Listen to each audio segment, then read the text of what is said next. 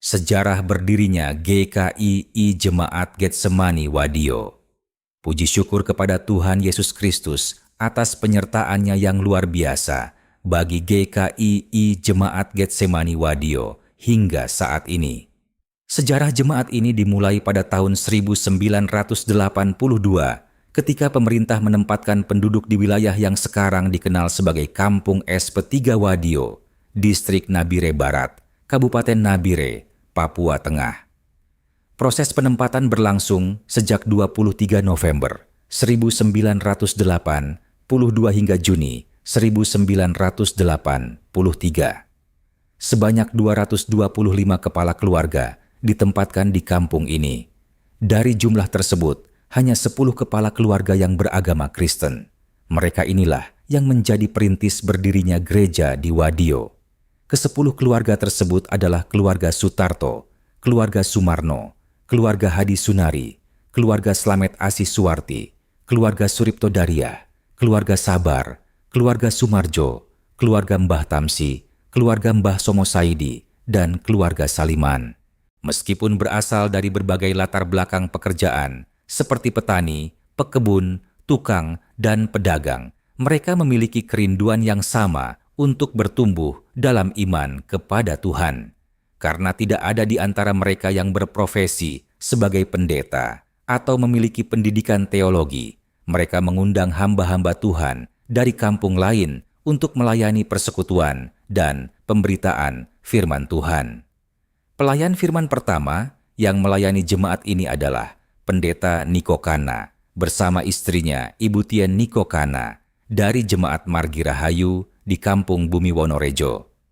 Setelah itu, pelayanan dilanjutkan oleh para hamba Tuhan dari Gereja Bethesda yang dipimpin oleh Pendeta Jerry Suplig bersama tim pelayanan lainnya seperti Opa Frans Titahelu, Bapak Pendeta Alex Blegur, Bapak Doktorandus L.A. Titahelu, dan kawan-kawan hamba Tuhan lainnya.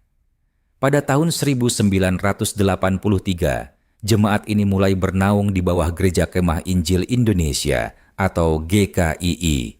Namun saat itu jemaat belum memiliki nama. Pada tanggal 12 Juni 1983, dipilihlah nama Getsemani. Nama ini diambil dari Taman Getsemani, tempat Tuhan Yesus berdoa dan bergumul sebelum menghadapi penderitaannya. Nama tersebut dipilih karena mencerminkan perjalanan awal jemaat yang penuh perjuangan dan pergumulan dalam membangun persekutuan di tempat yang baru. Tuhan bekerja dengan luar biasa. Dalam waktu kurang dari 3 tahun, banyak jiwa dimenangkan dan diselamatkan. Pada tahun 1987, jumlah jemaat telah berkembang. Untuk menggembalakan jemaat, GKII Badan Klasis Daerah mengutus Evangelis Filipus Elopere sebagai gembala sidang.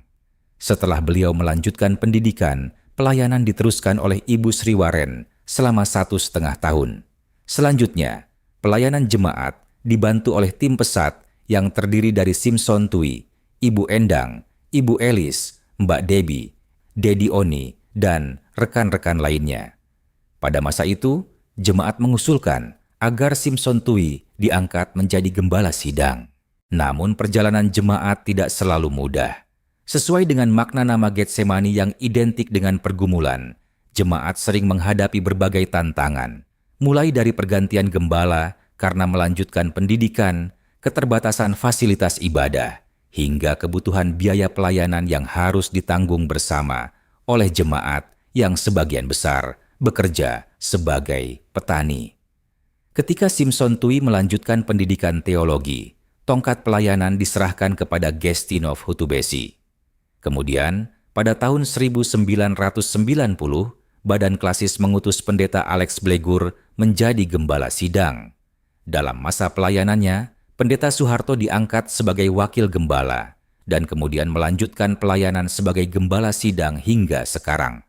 Selama puluhan tahun, jemaat lebih fokus membangun pelayanan daripada merayakan hari ulang tahun gereja. Dari ulang tahun pertama hingga ulang tahun ke-40, belum pernah diadakan perayaan resmi karena berbagai pergumulan yang dihadapi jemaat. Di sisi lain, Tuhan terus menunjukkan kasih dan penyertaan-Nya.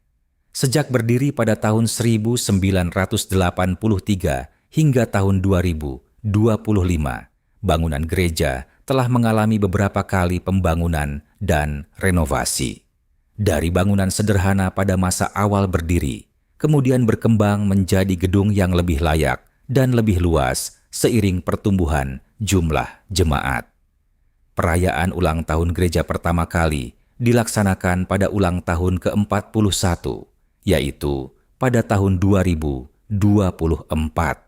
Saat itu, acara masih dilaksanakan di gedung gereja lama, yang kini digunakan sebagai gedung serbaguna. Kemudian, pada tahun 2025, perayaan ulang tahun jemaat dilaksanakan bersamaan dengan peresmian gedung gereja yang baru. Acara tersebut dihadiri oleh pemerintah daerah, termasuk Bupati Nabire dan Gubernur Papua Tengah. Semua pencapaian ini bukan karena kekuatan jemaat semata, melainkan karena kasih, kemurahan, dan penyertaan Tuhan yang dinyatakan melalui banyak hamba-Nya. Hari ini, GKII, Jemaat Getsemani Wadio, berdiri sebagai saksi nyata kesetiaan Tuhan dari generasi ke generasi. Selamat ulang tahun untuk GKII Jemaat Getsemani Wadio. Teruslah maju dalam iman, setia dalam pelayanan, dan tetap semangat memberitakan kabar keselamatan sampai Tuhan Yesus Kristus datang kembali. Demikian sejarah singkat berdirinya Jemaat GKII Getsemani Wadio. Tuhan Yesus memberkati kita semua. Shalom.